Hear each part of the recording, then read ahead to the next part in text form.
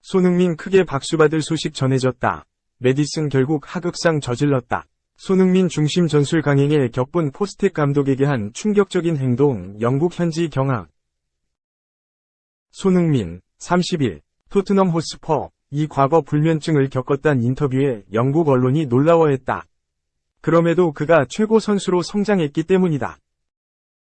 영국 매체 스포츠바이블은 23일 한국 시간 토트넘에서 믿을 수 없는 기록들을 쓰고 있는 손흥민이 과거에 희귀병을 앓고 있었다. 그는 잉글리시 프리미어리그 최정상 선수가 되는 걸 막을 수 있었던 병을 앓았다고 고백했다. 라고 전했다. 매체는 불면증을 희귀병이라고 칭했다. 최근 손흥민은 아마존 다큐멘터리와 인터뷰에서 경기를 마치고 불면증에 시달리는 일이 많았다. 라고 고백했다.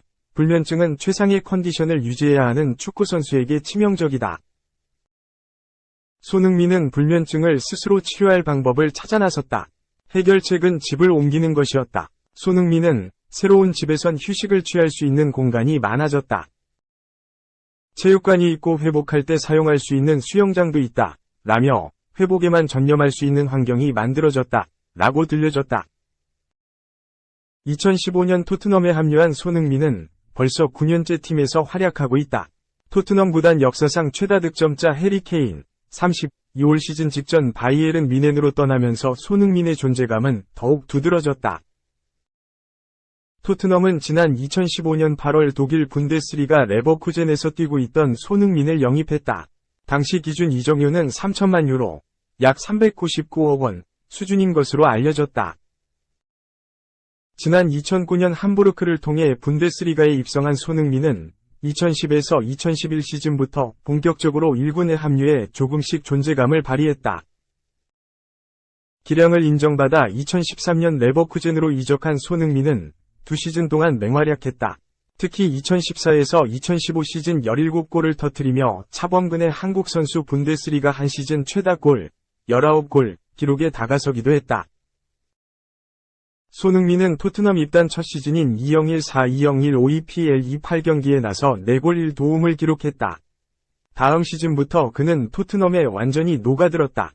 2016에서 2017 시즌 EPL 34경기를 소화하면서 14골 8도움 성적표를 작성했다. 그는 2021에서 2022 시즌 커리어 하이를 찍었다. 손흥민은 EPL에서 총 23골을 터뜨려 모하메드 살라, 리버풀과 함께 공동 득점왕에 올랐다. 리그 최종전을 앞두고 22골로 살라의 한 골을 뒤져 있었지만 노리치 시티를 상대로 멀티골을 폭발하며 23골을 완성했다.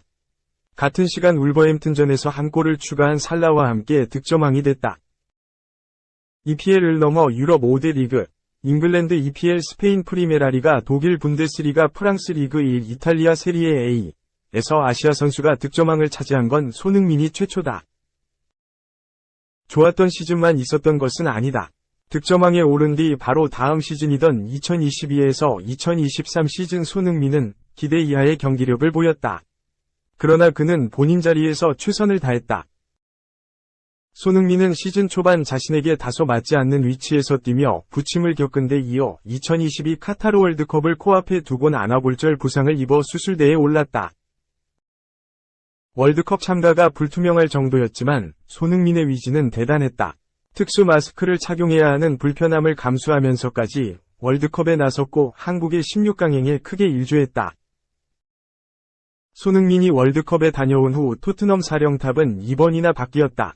지난해 3월 안토니오 콘테 감독을 경질한 토트넘은 4월 뉴캐슬전 1에서 6대 패를 이유로 크리스티안 스텔리니 감독 대행까지 경질했다. 팀은 크게 흔들렸지만 손흥민은 기분 좋은 개인 기록을 작성했다. 지난 시즌 리그 10골 6도움, 공식전 14골 6도움을 기록하며 EPL 7시즌 연속 두 자릿수 득점과 7시즌 연속 20개 이상 공격 포인트를 달성했다. 시즌 초반 부진과 소속팀 내 발생한 악재를 이겨내고 작성한 귀중한 기록이다.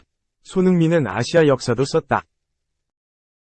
그는 지난해 4월 브라이튼전에서 환상적인 가마차기로 득점을 올리면서 EPL 통산 100골 고지에 올랐다. 아시아 선수 최초 기록이다. 더 나아가 3골을 더 추가한 손흥민은 EPL 통산 103골을 완성. 우상, 크리스티아누 호날두, 38, 알나스르와 어깨를 나란히 했다. 올 시즌엔 주장 완장까지 달며 이젠 구단을 이끌어가야 하는 베테랑 선수가 됐다. 손흥민을 주장으로 임명하면서 엔지 포스테코글루 토트넘 감독은 손흥민은 한국 대표팀 주장도 맡아왔고 축구계에서 동료와 상대 모두에게 늘 존중받는 선수다. 매일 열심히 훈련하며 모범을 보인다. 라고 극찬했다. 정식 주장 첫 시즌 손흥민은 EPL 25경기에 나서 14골 8도움을 기록하며 변함없는 기량을 과시하고 있다. 그의 불면증 언급이 놀라운 이유다. 2. 무관이어도 케인은 행복하겠네. 176억 오른쪽 화살표 363억 연봉 2배 폭등. 어떻게 토트넘을 안 떠나겠어? 해리 케인이 토트넘을 떠날 만한 이유는 충분했다. 영국 기브미 스포르트는 24일 한국 시각 2024년을 기준으로 가장 높은 연봉을 받은 잉글랜드 선수 상위 20명을 조사해 발표했다. 1위는 해리 케인이었다. 토트넘에서 주급으로 20만 파운드, 약 3억 3,900만 원을 수령하던 케인은 바이에른 뮌헨으로 이적하면서 연봉이 2배 넘게 올랐다.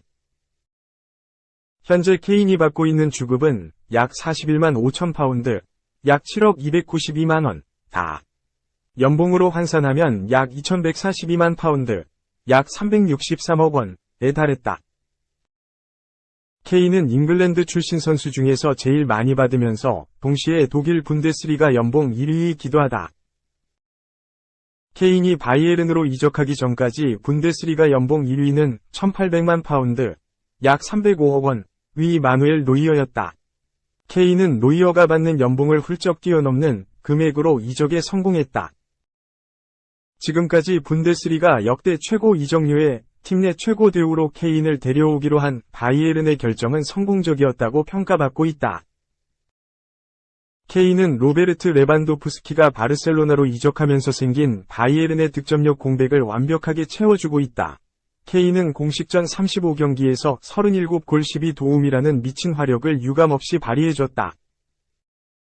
2023에서 2024 시즌 유럽 5대 리그를 통틀어 케인의 화력에 견줄 수 있는 선수는 킬리안 음바페가 유일하다. 단숨에 발롱도르 최상위권 레벨의 활약에 진입한 케인이다. 하지만 케인한테는 아쉬운 시즌으로 남을 가능성이 높다. 케인은 바이에른 이적 후에 단지 우승 때문에 이적한 건 아니었다고 밝혔지만 누가 봐도 케인은 우승 때문에 이적한 선수였다. 토트넘은 구단 역사상 최고의 선수인 케인을 잡기 위해서 현재 프리미어리그 최고 연봉자인 케빈 더 브라위너의 버금가는 초대형 계약을 준비했기 때문이다. 토트넘의 제안을 거절한 건 케인이었다.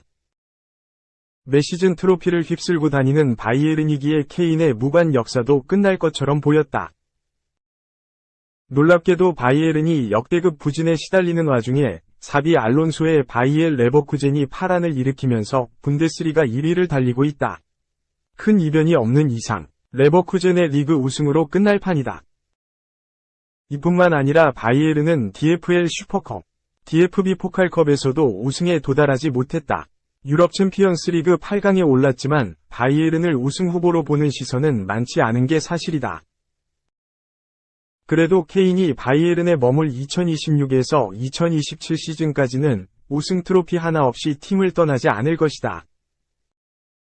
바이에른은 독일을 넘어서 세계 최강으로 군림하는 팀이기에 이번 시즌의 부진을 당장 만회하고 위해 엄청난 보강을 준비할 것으로 보인다. 토트넘에 있을 때보다 대우적인 면에서도 우승 가능성도 높은 바이에른이다. 무관 탈출이 1년 미뤄져도 케인의 선택은 틀리지 않았다. 3. 모두가 아는 음바페 레알 마드리드행 공식 발표가 나오지 않는 이유는? 킬리안 음바페의 이적이 발표되지 않는 이유가 공개됐다. 축구 매체 트리뷴나는 24일 한국 시간 레알 마드리드가 음바페 영입을 발표하지 않는 유일한 이유가 무엇인가? 라고 보도했다. 음바페와 레알 마드리드 사이에 긴 이적설이 끝나는 분위기다. 이미 수년간 음바페가 레알 마드리드로 향한다는 이야기가 돌았다. 특히 지난 이적 시장에서 음바페와 레알 마드리드가 강력히 연결됐다. 최고의 선수를 놓치고 싶지 않았던 파리 생제르맹, PSG는 프리시즌 제외. 2군 강등 등 할 수 있는 모든 방법을 동원해 선수를 붙잡으려고 했다. 음바페는 꿈쩍도 하지 않았다. 오히려 여유롭게 휴가를 보냈다. 결국 PSG가 음바페를 포기했다. 높은 공신력을 자랑하는 BBC는 PSG의 스트라이커 킬리안 음바페는 이번 여름에 레알 마드리드에 합류하기로 동의했다.